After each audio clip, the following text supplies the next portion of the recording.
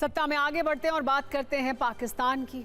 वो मुल्क जिसकी सरकार और सेना को अपनी आवाम की बिल्कुल चिंता नहीं है। उनका पूरा ध्यान भारत के खिलाफ नई नई साजिश करने में है।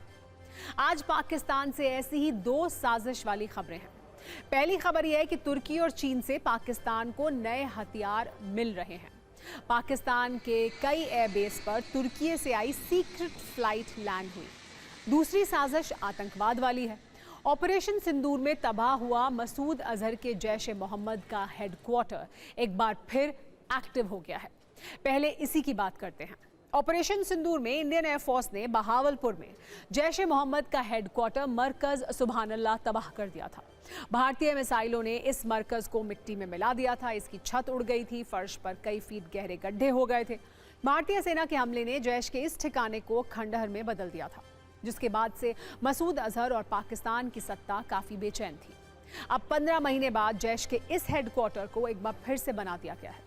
इसी मरकज सुबहान अल्लाह में जैश नए आतंकियों की भर्ती, ट्रेनिंग और ब्रेन वॉश करता था। रिपोर्ट के मुताबिक पाकिस्तान सरकार ने जैश को मरम्मत के लिए 25 करोड़ रुपए दिए। जैश का ये आतंकी ठिकाना करीब 18 एकड़ में फैला है। कई बार ऐसी खबरें आई कि इसकी मरम्मत के लिए मसूद अजहर ने लोगों से चंदा देने की अपील की थी।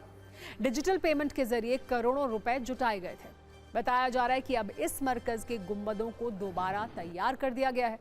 जिस मुख्य हॉल में आतंकी जमा होते थे, उसकी टूटी दीवारों पर नया प्लास्टर चढ़ा दिया गया है। धमाकों से टूटे पुराने फर्श की जगह नया संगमरमर बिछाया गया है। भारतीय मिसाइलों ने जमीन में जो गहरे गड्ढे बनाए थे, उन्हें कंक्रीट से भरकर समतल कर दिया गया है। परिसर में मदरसा अल सबीर की इमारत और जैश कमांडरों के लिए बनी इमारत को एक बार फिर बनाया गया है। पूरे परिसर के अंदर और बाहर नया पेंट किया गया है। इससे स्पष्ट है कि पाकिस्तान में छिपे मसूद और हाफिज जैसे वांटेड ग्लोबल आतंकवादियों के कारनामों को आगे बढ़ाने के लिए सेना सरकार हर संभव मदद कर रही है। लेकिन पाकिस्तान चाहे जितनी मर्जी कंक्रीट की दीवारें बना ले या संगमरमर सजा ले, ऑपरेशन सिंदूर के बाद यह तय है कि भारतीय सेना के लिए कोई टारगेट दूर नहीं है। भारत की एजेंसियां हर हलचल का हिसाब रख रही हैं। अगर भारत पर फिर आतंकी हमला हुआ तो इस मरकज का मिट्टी में मिलना तय मानिए। भारत में कई एक्सपर्ट अब ये भी कह रहे हैं कि चलो इस बहाने पाकिस्तान ने ऑपरेशन सिंदूर 2.0 के लिए सेना को ब्रह्मोस से तबाही मचाने वाला नया टारगेट दे दिया है। अब दूसरी साजिश की बात करते हैं, जिसमें पाकिस्तान को तुर्की और चीन का साथ मिल रहा है।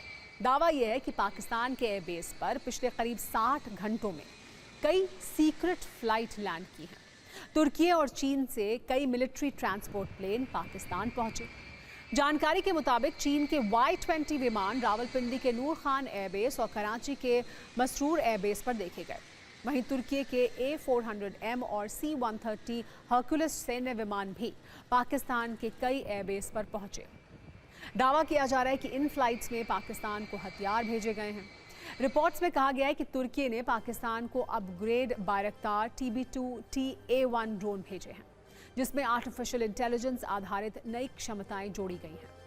यह भी दावा है कि तुर्की का C-130 विमान अनका 3 स्टेल्थ ड्रोन से जुड़े उपकरण लेकर पहुंचा है, जो तुर्की का अत्याधुनिक ड्रोन माना जाता है।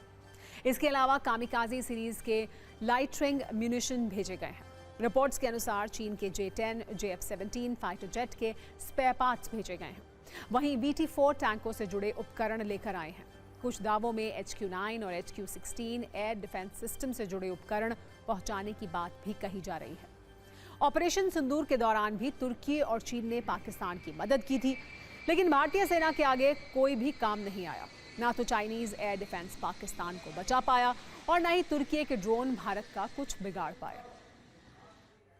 तो एक तरफ आसिम मुनीर हथियार मंगाकर पाकिस्तानी सेना की ताकत बढ़ाने का दावा कर रहे हैं, लेकिन उनकी ताकत पर अब पाकिस्तान के नेताओं को भी भरोसा नहीं है। पाकिस्तान में हर तरफ बगावत की जो आंधी है, उसने पाकिस्तान की सेना की इज्जत हवा में उड़ा दी है। अब खुलकर यह कहा जा रहा है कि मुनीर की बहादुरी के झूठे किस्सों से देश नहीं चलेगा। पाकिस्तान के बड़े धार्मिक और राजनीतिक नेता मौलाना फजलुर रहमान ने सीधे सीधे मुनीर पर अटैक किया और 1971 की हार वाला दर्द जगा दिया। मौलाना ने कहा कि सेना बड़े बड़े बोल बोलती रहेगी और देश 1971 की तरह एक बार फिर टुकड़ों में बंट जाएगा। वैसे पाकिस्तान में पिछले कुछ दिनों से 1971 की हार वाला डर काफी ट्रेंड कर रहा है। पहले बलोच विद्रोहियों ने मुनीर आर्मी को 1971 जैसा हाल करने की धमकी दी। अब मौलाना डीजल भी वैसी ही बात कह रहे हैं। दरअसल बलूचिस्तान और खैबर पख्तूनख्वा में जिस तरह की बगावत है उससे हर कोई डरा हुआ है।